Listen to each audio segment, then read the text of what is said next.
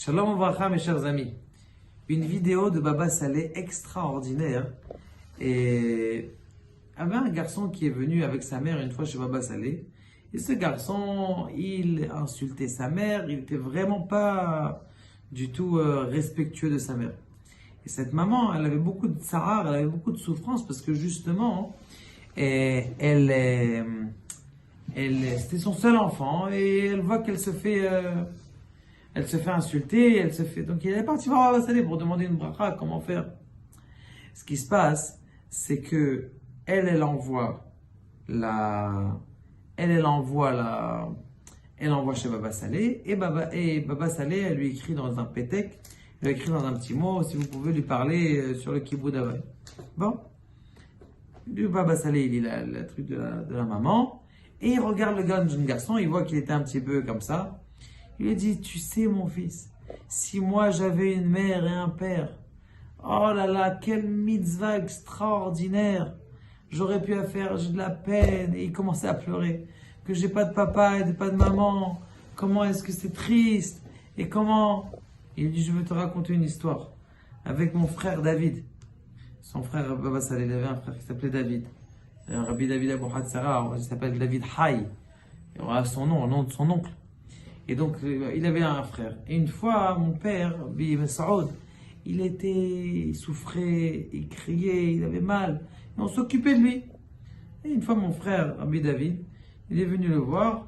Il a dit, papa, arrête de crier comme ça. Pourquoi tu cries tant? Pourquoi tu souffres tant? Pourquoi tu gémis tant? Alors, son père, il lui a répondu, regardez comment c'est beau.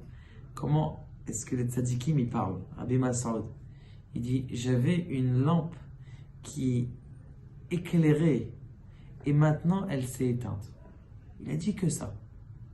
Qu'est-ce qu'il a compris, Rabbi David, Abou Hatzera? Il a compris qu'il a dit des choses qui est déplacées. Qu'est-ce qu'on aurait dit à nos enfants? C'est comme ça que tu me parles? C'est ce qu'on aurait dit à nos enfants.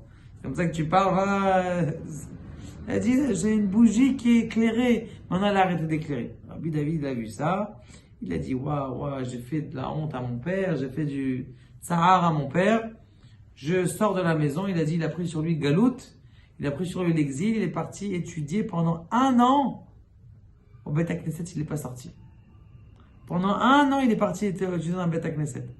Après 1 an. Comme ça, donc, Baba Saleh, il raconte. Et tous les gens tout autour, ils écoutent l'histoire vivante de Baba Saleh. Il lui dit, après 1 an, il est parti voir le moshel de la ville, ou le président de la ville exactement.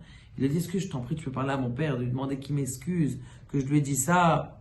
Et lui, il est parti voir celui à qui il a demandé. Il est parti voir Baba Saleh, il lui a dit, regarde, ton fils s'excuse. Il a dit, il n'y a pas de problème, bien sûr, je l'excuse. Dis-lui qu'il peut revenir, Bessimha, et tout ça. Il est revenu. Et quand il a vu, il lui a ouvert les bras, il a dit, oh, ma lumière, elle est claire encore. Baruch Hashem, ma lumière, elle est claire.